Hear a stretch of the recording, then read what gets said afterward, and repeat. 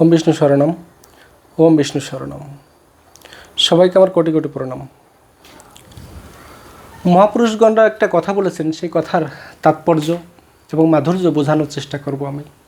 সেই মহাপুরুষগণরা বলে গিয়েছেন, জড়বিদ্যা যত মায়ার বৈভব প্রভু তোমার ভজনে বাধা, অবিদ্যা আসিয়া অনিত্য সংসারে জীবকে করায় গাধা।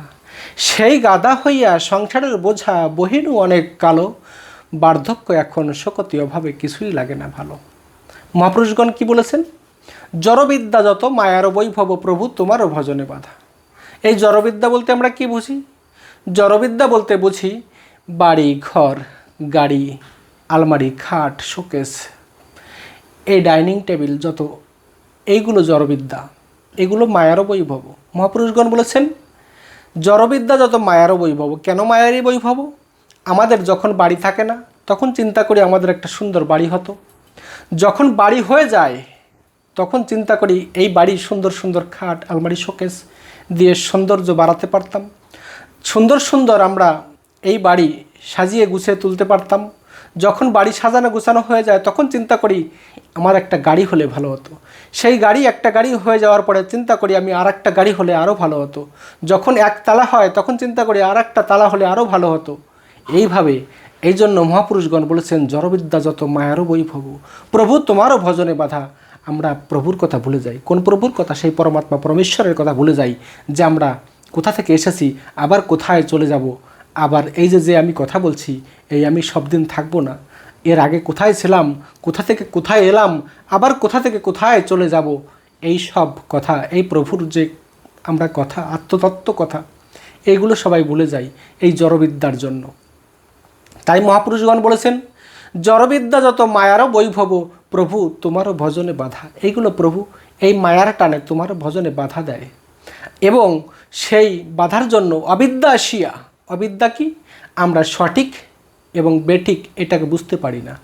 সঠিক আমরা কি কি কাজ করা উচিত আমাদের, সেইটা না বুঝে এই জড়বিদ্যার পিছনে আমরা ঘুরে বেড়াই। তাই বলেছে অবিদ্যা আসিয়া অনিত্য সংসারে, এই অবিদ্যা আসিয়া অনিত্য সংসারে জীবকে করায় গাধা।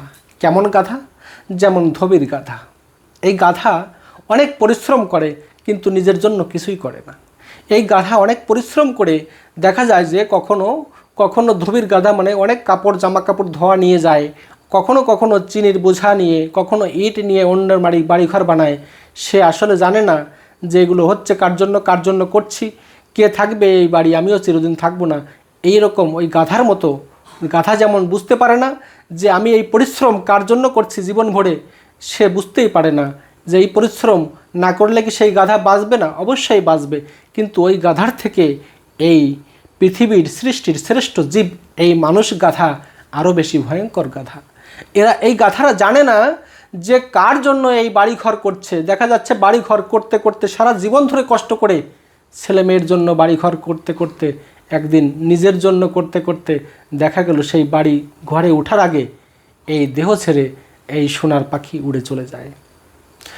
কখনো বোঝার চেষ্টা করেনি যে এই সোনার পাখিটি কোথা থেকে ছিল, কোথায় ছিল, কোথা থেকে এলো আর কোথায় চলে যায়, এই বোঝে না। তাই মহাপুরুষগণ বলেছেন অবিদ্যা আসিয়া অনিত্য সংসারে জীবকে করায় গাধা। সেই গাধা হইয়া সংসারের বোঝা বহিনু অনেক কালো। সংসারের বোঝা বইতে বইতে এখন বার্ধক্য এসে গেছে, এখন বৃদ্ধকাল এসে গেছে। তাই বলছে সংসারের বোঝা বহিনু অনেক কালো, বার্ধক্য, এখন বার্ধক্য মানে বৃদ্ধকাল এসে গেছে। এখন আর হাঁটুতে জোর নেই, কোমরে জোর নেই, চোখে দৃষ্টি শক্তি নেই, মুখে বলার শক্তি নেই, কানে শ্রবণ শক্তিও কমে গেছে। তাই বলছে বার্ধক্যে এখন শক্তি অভাবে প্রভু কিছুই লাগে না ভালো। এখন আর ভালো কথাও ভালো লাগে না, এখন ভালো কথা ভালো লাগে না। কোথাও যেতে চাইলে সেটাই যে যাওয়া যায় না। কোথাও যদি সাধু মহাপুরুষদের ঈশ্বরের তাৎপর্য কথা, মাধুর্য কথা আলোচনা হয়, সেখানে যাইতে চেলেও আর যেতে পারছে না। যদিও পৌঁছিয়ে যায় কষ্ট করে, কিন্তু বেশি সময় বসতে পারে না, বেশি সময় শুনতে পারে না, সঠিকভাবে শুনতে পারে না। তাই তো মহাপুরুষগণ যে কথা বলেছেন, এই কথাগুলো আমাদের সবার জীবনে ধারণ করা উচিত। আরও কি বলেছেন? সময় গেলে সাধন হবে না।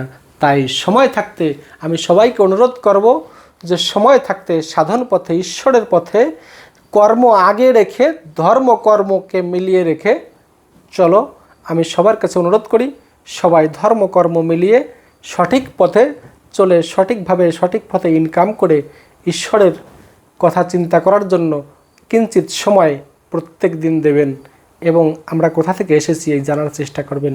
এই বলে আমি প্রণাম করছি সবাইকে।